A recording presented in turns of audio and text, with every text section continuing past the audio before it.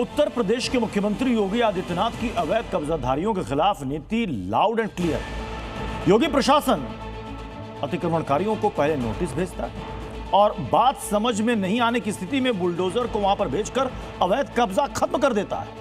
अब योगी के बुलडोजर की पावर बढ़ गई, इसलिए तो अब नाइट शिफ्ट में काम करने लगा है। मतलब रात के अंधेरे में बुलडोजर फुल एक्शन में है।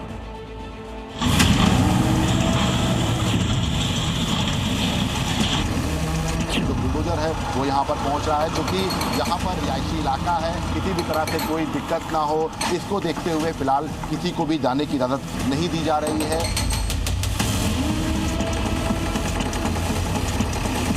यहाँ पर ग्राम 80 में जो अवैध मस्जिद है उसको जो है फिलहाल गिराया जा रहा है। कब्जा करने के लिए 1 इंच जमीन नहीं देने वाले हैं। ये सबसे अच्छा उपचार है। अंधेरे में टॉर्च की रोशनी जल रही है। खूब अंधेरा है और अंधेरे का सामना करने के लिए योगी फोर्स उतरी हुई है। लेकिन असल मायने में फाइट अंधेरे से नहीं बल्कि उन अवैध कब्जाधारियों से है जिन्होंने सालों से जमीन पर कब्जा कर रखा है, मस्जिद के नाम पर अतिक्रमण कर रखा है और अपने कब्जे को सच्चा दिखाने के लिए कोर्ट का दरवाजा खटखटाने से भी नहीं चूकते। लेकिन योगी का शहंशाह हर उस कब्जाधारी का हिसाब कर रहा है जो मस्जिद और मजार के नाम पर शहर शहर जमीन हत्या कर बैठा है। जिस तरह से फिल्म में शहंशाह रात से निकलता था, उसी तरह से लखनऊ में योगी के शहंशाह का पंजा रात में अवैध मस्जिद पर बराबर चल रहा है। दीवार गिराई जा रही है, मीनार तक बुलडोजर के हाथ पहुंच गए। 3 दिन पहले सीतापुर में भी योगी के बुलडोजर ने रात में धावा बोला था और 2 दशक पुरानी अवैध मस्जिद को जमींदोज कर दिया गया था। पिछले 3 दिनों के अंदर 2 शहरों में आधी रात के बाद बुलडोजर ने अवैध मस्जिद मजारों को गिराने का काम किया है।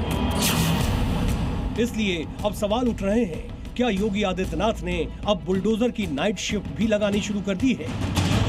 यानी अब योगी प्रशासन का पीला पंजा दिन में भी काम करेगा और रात में भी। इसका मतलब ये है कि ये मैसेज है कब्जाधारियों के लिए, अब बुलडोजर 24/7 एक्टिव है। और सबसे बड़ी बात, दुनिया में भले ही फ्यूल क्राइसिस हो, लेकिन योगी के बुलडोजर का फ्यूल टैंक फुल है। यही कारण है कि लखनऊ में भी एक नहीं बल्कि 2 बुलडोजर रात में निकले और ग्राम सभा की जमीन पर बनी इस अवैध मस्जिद को रात के अंधेरे में ढा दिया गया।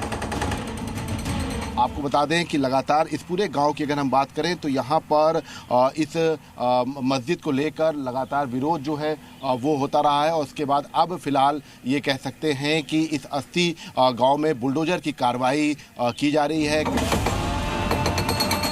इस कार्रवाई के बाद अब लखनऊ के बीकेटी तहसील क्षेत्र में सुबह शाम अजान की आवाज हिंदुओं के घरों तक नहीं पहुंचेगी, क्योंकि जब से इस मस्जिद को कब्जा करके बनाया गया, वहां के लोग तब से इसका विरोध कर रहे थे।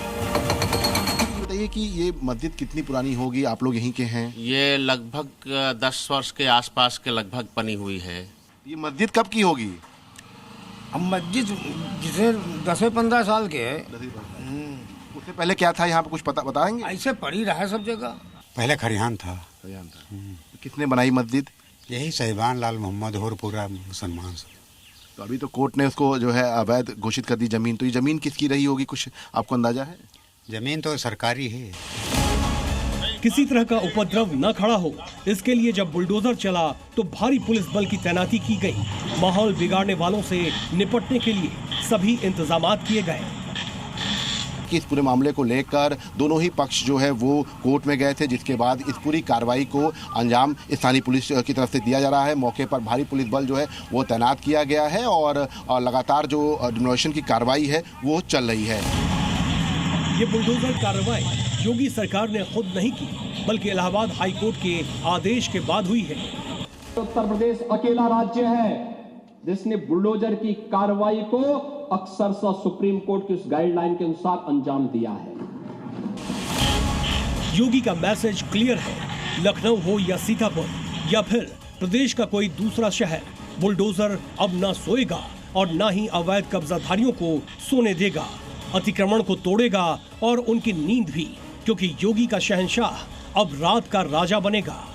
विशाल रघुवंशी, जी मीडिया, लखनऊ।